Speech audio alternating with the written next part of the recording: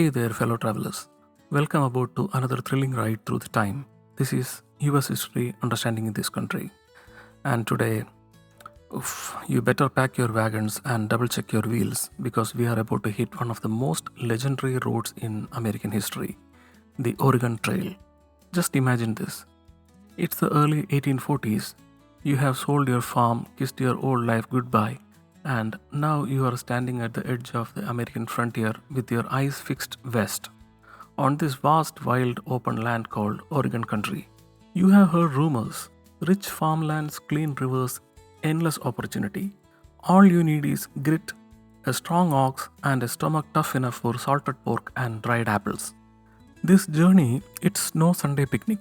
It's 2000 miles of unknowns, stretching from Independence, Missouri, all the way to the misty green valleys of Oregon. Through dust storms, river crossings, biting cold, and the blistering heat, families, dreamers, rebels, and believers set out together with nothing but faith in the horizon. Today, we channel that same spirit, not just the adventure, but the hope. That burning hope that somewhere out there, beyond the prairies and the mountains, is a better life waiting. This episode is going to be full of grit and guts, stories of heartbreaks and heroism, and even some incredible surprises like gun toting grandmas, resilient women, tragic turns, and how Native American nations responded to this wave of new settlers marching through their lands.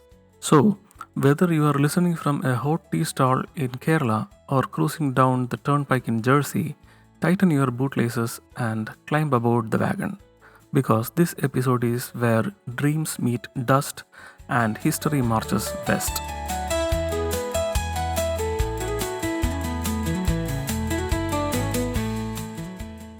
In our last episode, we followed the great westward movement of 1830s and 40s, how American families, driven by hunger for land and opportunity, began drifting beyond the Mississippi River.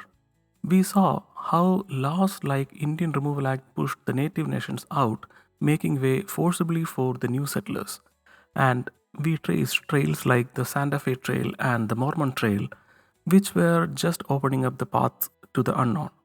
But among all these winding roads, there was one trail that became the symbol of manifest destiny, the mother of all overland routes, the Oregon Trail.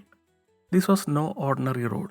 It stretched from Independence, Missouri, a sleepy river town back then, all the way to the lush Willamette Valley of Oregon.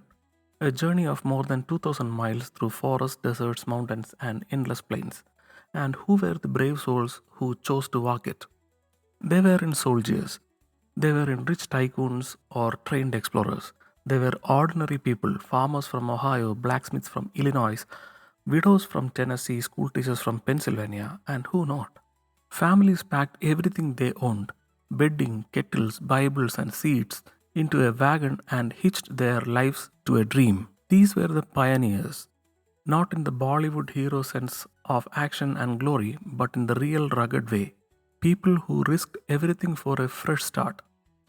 Some were chasing the promise of a fertile land, others were escaping debt or a past they didn't want to carry, and some, like those fleeing religious persecution, were searching for a place where they would simply be.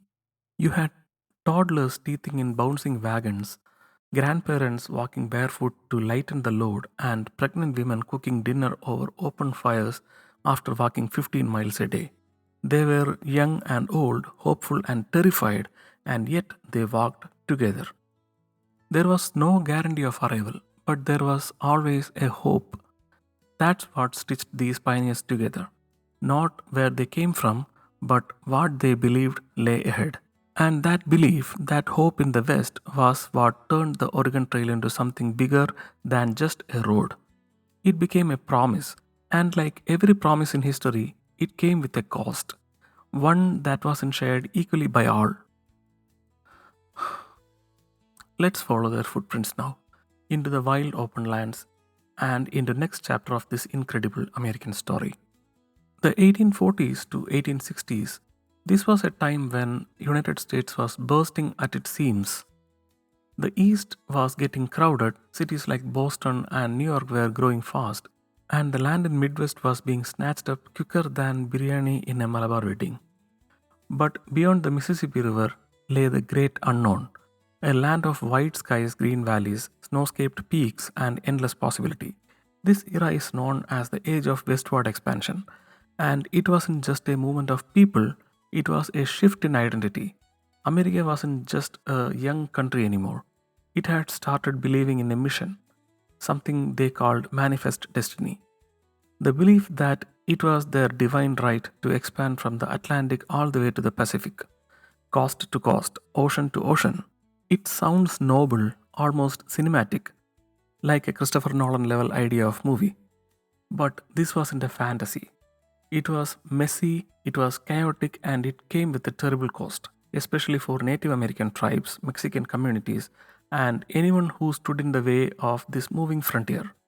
Still, for the average settler sitting on a small patch of worn out soil in Ohio or Kentucky, the West was a call, a wild promise of land, wealth, and freedom.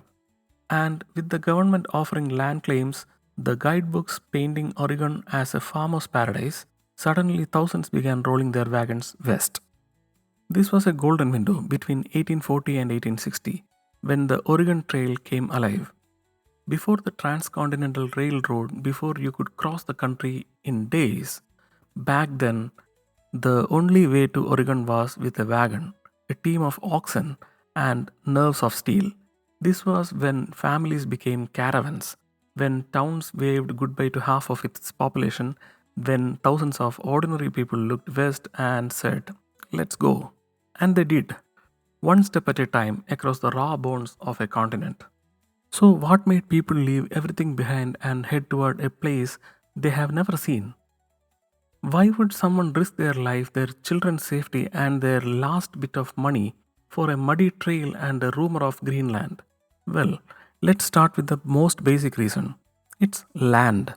In 19th century America, land was life. If you owned land, you could grow your food, raise a family, and maybe even leave something behind for your children. But by 1840s, good farmland in the east was expensive and already taken. The dream of owning a piece of earth, a dream deeply rooted in the American imagination, was slipping away for many. Then came the whispers that out west, in a place called Oregon Territory, the soil was so rich you could throw seeds and they will grow into crops overnight. That rivers sparkled with fish, that forests stood tall and untouched. To a struggling farmer in Illinois or a tenant in Pennsylvania, Oregon began to sound like a promised land, a real life version of Eden Garden, minus the snake. But it wasn't just the farmers. Some were driven by a different hunger, the hunger for freedom of faith. Take the Mormon pioneers, for example. After facing brutal persecutions in places like Missouri and Illinois, mobs, attacks, even murder, they began searching for a place where they could worship without fear. Their journey would eventually lead them to Utah off the main Oregon Trail, but they were part of this same wave, this same movement of people saying, "We just want a place to belong." And then there were curious ones, the explorers at heart, the restless souls, people who read stories about the West and felt a thrill in their bones. This was the time of Lewis and Clark. Remember their famous expedition that mapped out the way to the Pacific just a few decades earlier? Newspapers, dime novels, even Sunday sermons were filled with tales of majestic mountains and untouched wilderness. And some people just couldn't resist. They weren't fleeing anything, they were drawn to something, something wild and new. Together, these three forces, the economic pull, the spiritual push, and the magnetic mystery of the West, formed a kind of current. And thousands of people jumped in, sometimes alone, sometimes with neighbors, often with everything they owned in a single wagon. They weren't looking for a new address, they were chasing a new beginning. Before we dive deep into the wagons and the winding trails, let's meet a few of the key figures. Before we dive deep into the wagons and the winding trail, let's meet a few of the key figures who helped light the path west, long before most pioneers ever packed their first bag of flour. These were early movers and ones who either opened the route, spread the word, or laid the foundation. Let's begin with a man who wasn't just thinking about farms and families, but fur and fortune. John Jacob Astor. He was not a pioneer in the traditional sense. He wasn't driving oxen or sleeping under the stars. He was a businessman, one of the first true tycoons of United States. Born in Germany, Astor immigrated to America in late 1700s with almost nothing, and by the early 1800s he had built a massive empire in the fur trade. He understood early on that Pacific Northwest, the region that would become Oregon, was rich in beavers, otters, and all the furry creatures fashion demanded in Europe.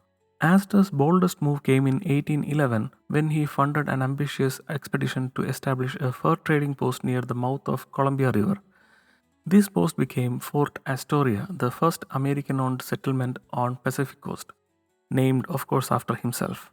The journey to establish the fort was brutal. His overland party, led by a man named Robert Stewart, we will get to him soon, entered one of the earliest and roughest crossings of America's West. But that post, even though it was later sold to British, proved one crucial thing. Americans could reach Oregon over land. Today, John Jacob Astor is remembered more for his business empire and luxury hotels and New York real estate that carry his name than for his western adventure. But Fort Astoria planted the American flag in Oregon long before wagon trains became popular. It gave future pioneers a sense that this wild region wasn't just fantasy, it was reachable. He helped make Oregon part of the American conversation. Not bad for a guy who started life selling flutes on a ship from Germany. And then, Robert Stewart. He was a Scottish American explorer who worked for, you guessed it, John Jacob Astor. He wasn't a man behind the desk, he was the man on the trail. In 1812, Stewart led a small group of people from Fort Astoria all the way back to the east to St. Louis carrying news of the post's establishment. His journey took him straight through the Rocky Mountains and across the very terrain that thousands of pioneers would later follow. Here's the kicker. On that journey, Stewart discovered that would become the Oregon Trail. He didn't call it that, but there was no highway signs or GPS. But he had his crew found a relatively safe and passable route through the Rockies, especially through an area called South Pass. This is located in present day Wyoming. This wide, gentle gap was like nature's secret door through the mountains. Later, wagon trains would pour through it by thousands. Stewart's trail notes, detailed, accurate, and quietly heroic, became a map to the west for future settlers. Robert Stewart isn't a household name. No cities named after him, no flashy portraits in school textbooks.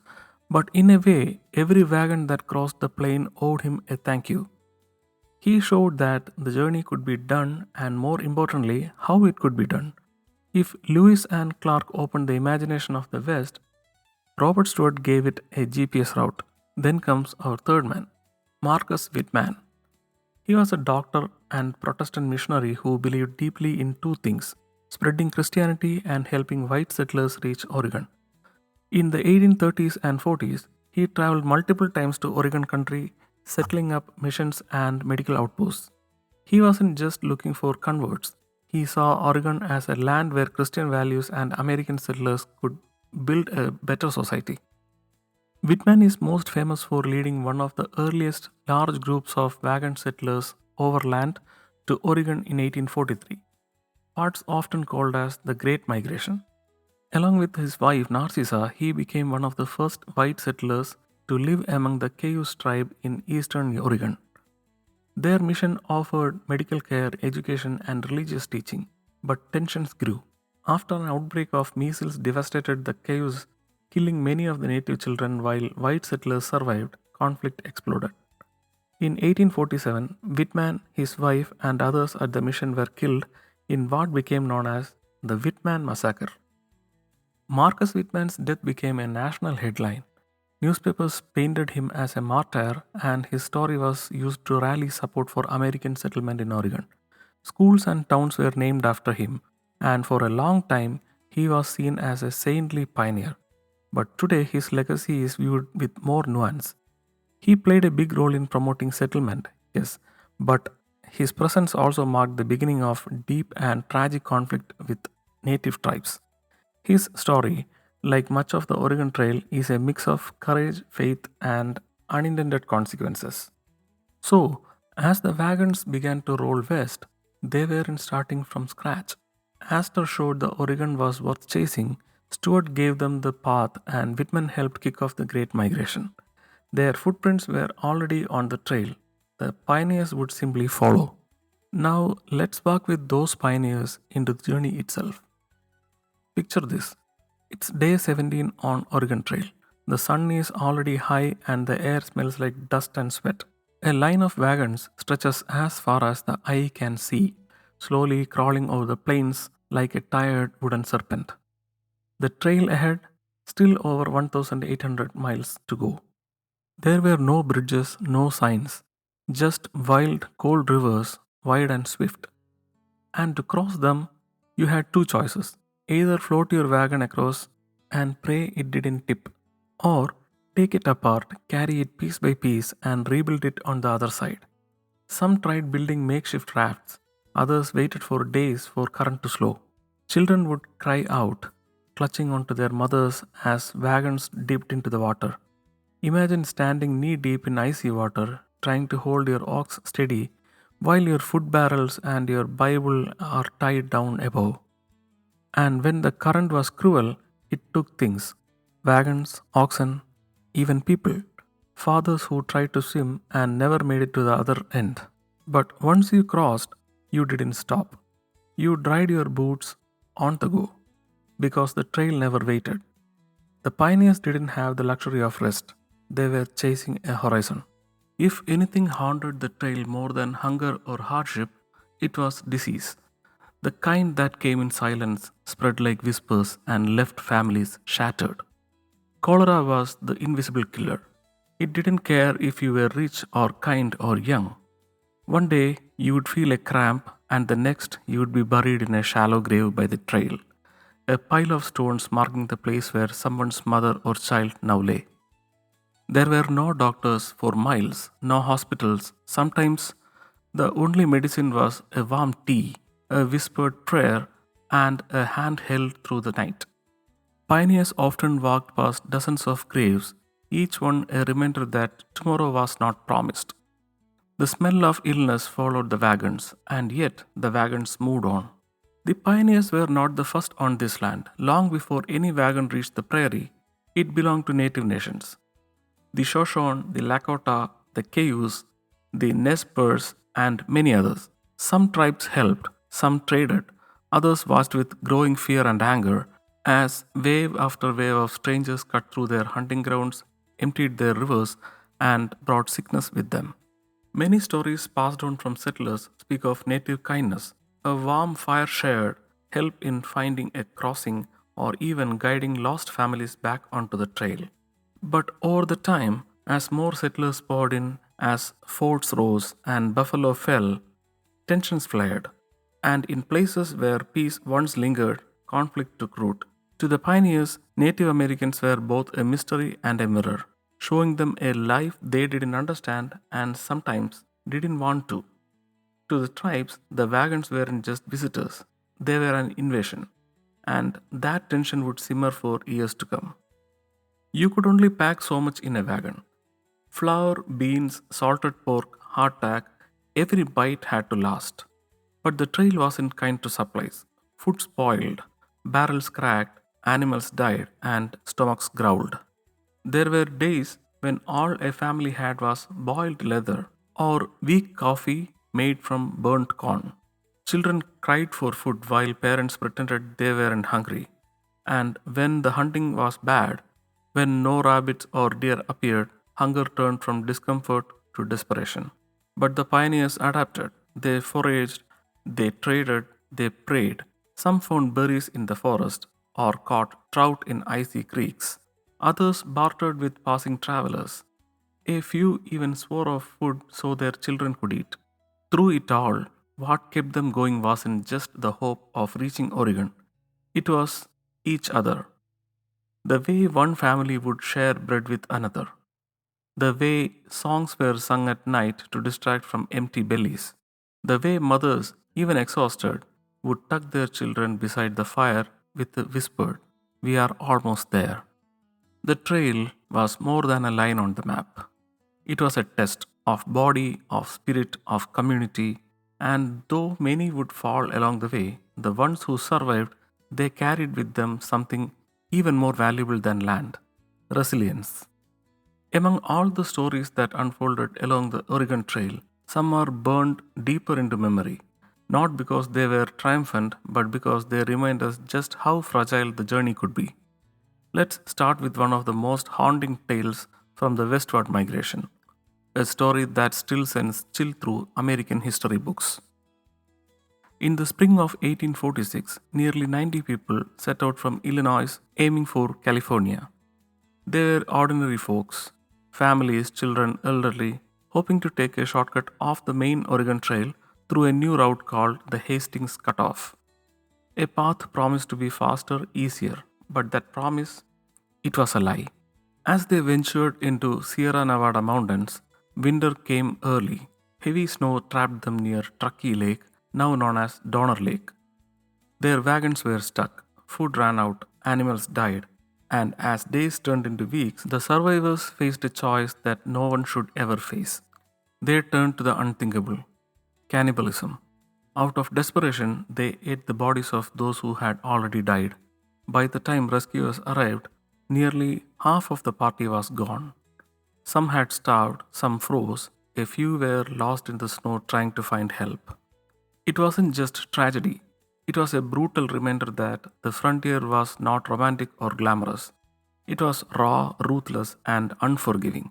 The Donner Party's story became a cautionary tale. Never underestimate the wilderness.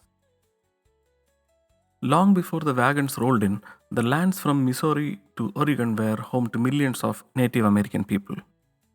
These weren't empty spaces waiting for settlers. They were living landscapes filled with traditions, languages, and spiritual ties to the earth. But as more pioneers traveled west, the land changed. Trails became roads, hunting grounds vanished, rivers grew polluted, and with the settlers came diseases. Smallpox, measles, cholera were rampant. This decimated entire villages that had no immunity. At first, many native tribes were curious or even helpful. Some traded food, helped with crossing rivers, or offered directions.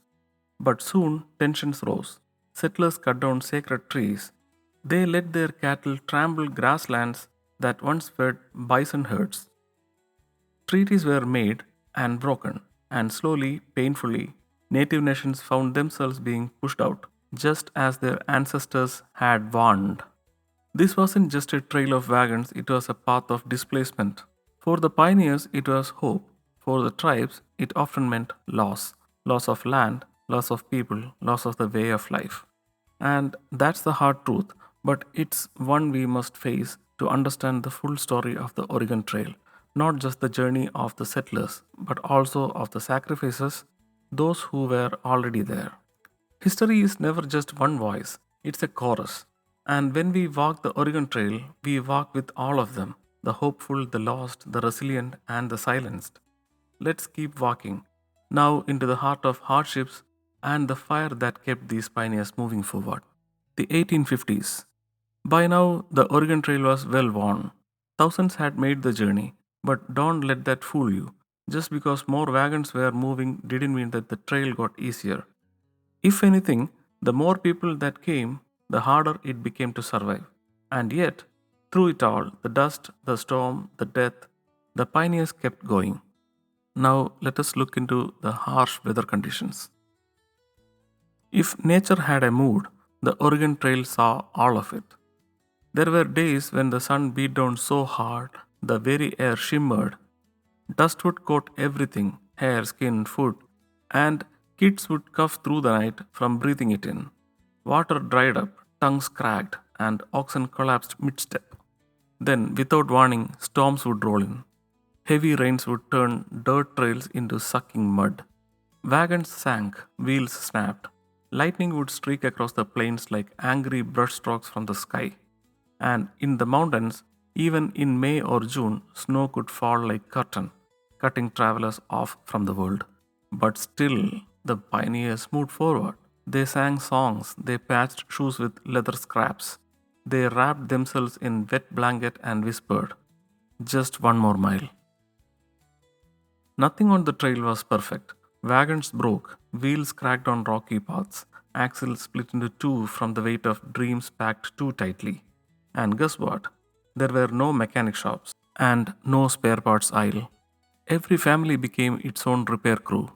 Fathers carved out new spokes from fallen trees, mothers boiled water to soften the leather straps, children fetched nails and held lanterns during the late night fixes.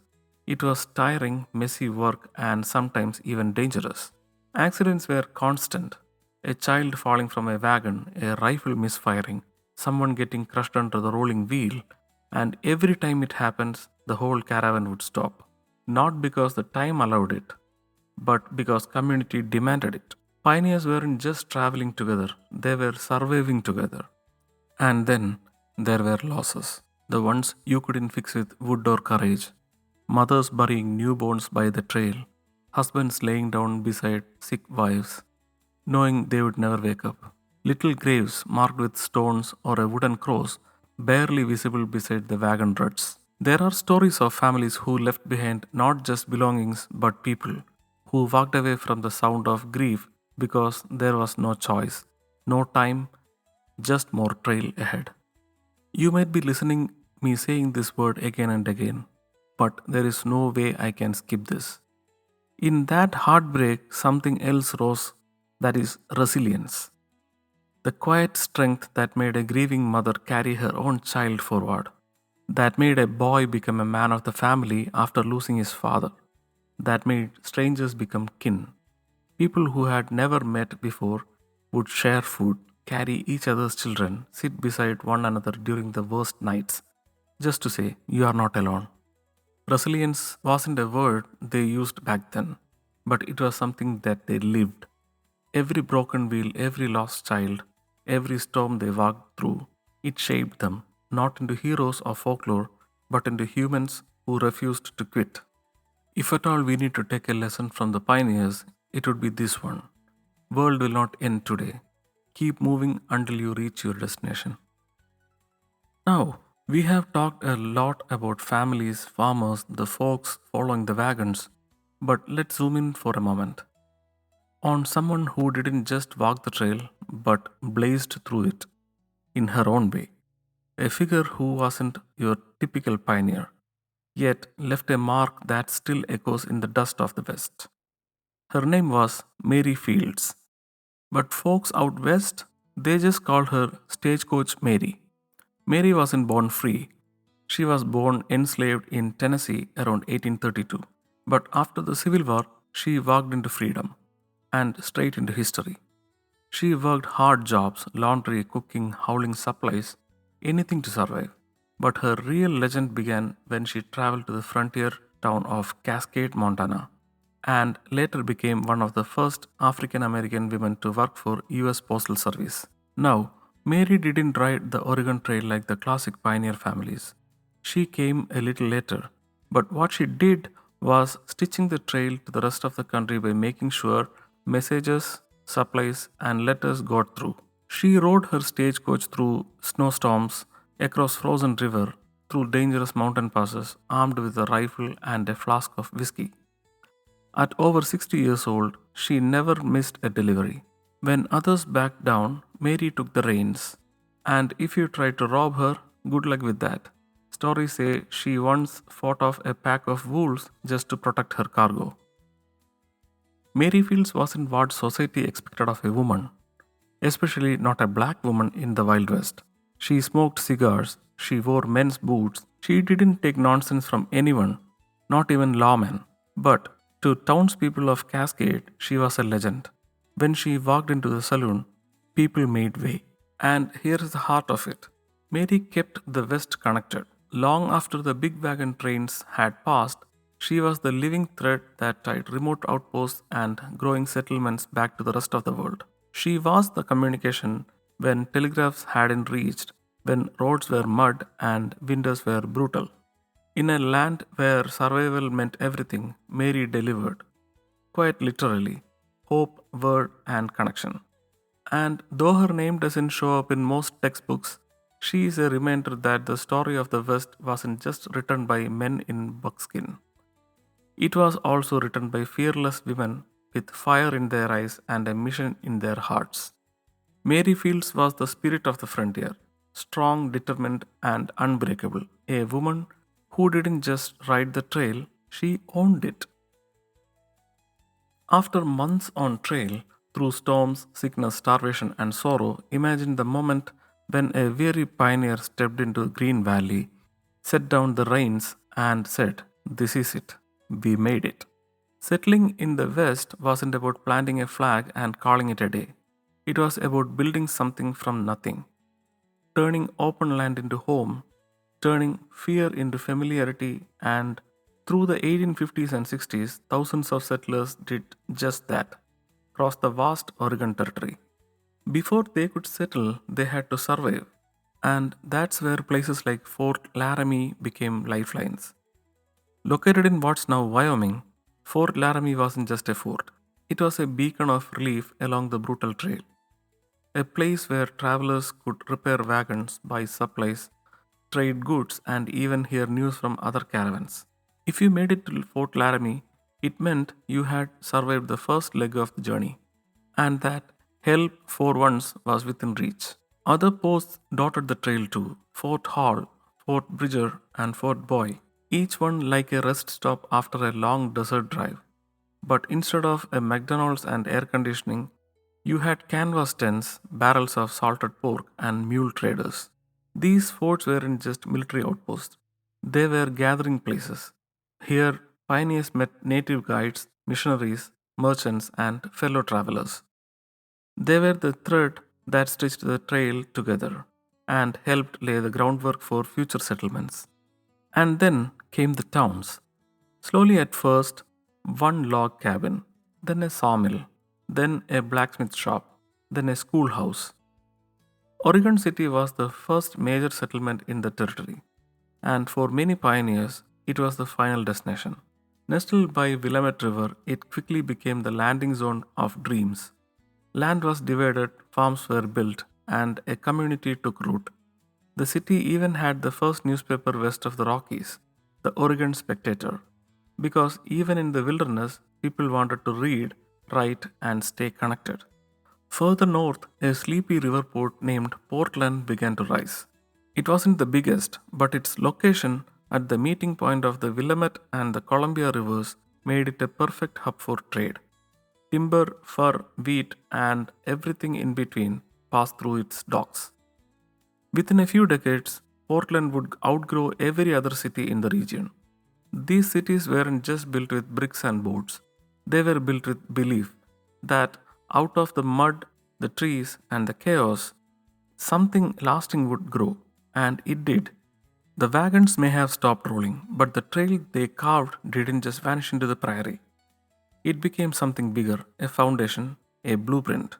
Because the legacy of the pioneers wasn't just that they reached Oregon, it was that they made the journey possible for everyone who came after.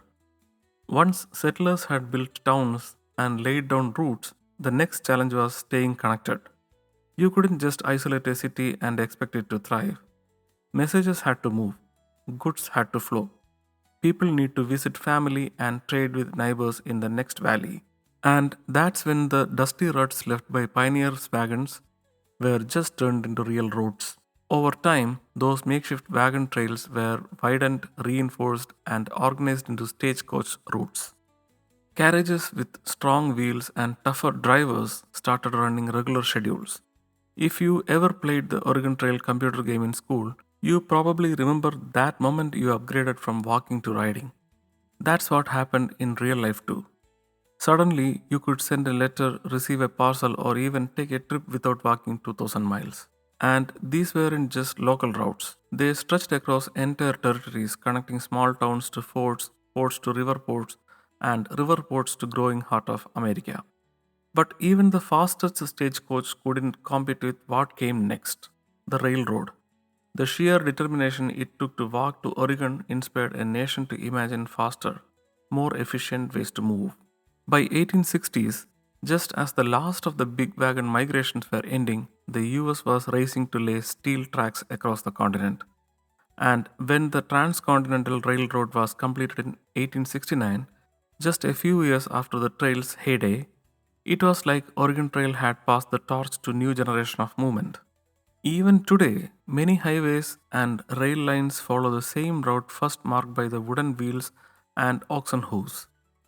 In a way, if you have ever taken a road trip across America, you have ridden the shadows of the pioneers. So, here we are at the end of the trail. For over 2 decades, the Oregon Trail was the heartbeat of America's westward dream. Not a straight line on a map, but a living path carved by thousands of footsteps, wagon wheels, and beating hearts. It wasn't just a route to Oregon, it was a journey of survival, sacrifice, and relentless hope. The pioneers who made that journey weren't superheroes. They were ordinary people with extraordinary courage who walked through fire and snow, hunger and heartbreak to find something better on the other side. They didn't always know what they were heading into, but they moved forward anyway, because sometimes believing in something unseen is what history is built on. For every settlement raised, an old way of life was disrupted. Native American tribes who had lived on these lands for generations faced loss of land, forced relocation, and disease brought by the settlers. Some fought, some negotiated, some helped, but the arrival of the pioneers marked the beginning of a long and painful chapter for indigenous people, one that still shapes America's conscience today. It's impossible to deny how deeply the trail shaped this country. From the roads we drive to the cities we live in, the pioneers helped redraw the American landscape. They inspired railroads, connected coastlines, and gave birth to towns that are still thriving today. Places like Portland and Boy, is it Boy or Boys? I'm not sure about the pronunciation. So, the places like Portland and Boy that began as a dusty trail stops and riverside outposts. They helped make America more than just a cluster of eastern states, they turned into a continental idea. The Oregon Trail wasn't paved in gold or glory. It was paved in grit, in loss, in hope, and in stubborn belief that better world could be built. 1 mile, one campfire, one choice at a time. So, whether you are hearing it from a high rise in New Jersey or a quiet village in Kerala, remember, this story isn't just American history, it's human history. A reminder that wherever there is courage and community, a trail can always be made. I'll see you again next time on US History Understanding This Country.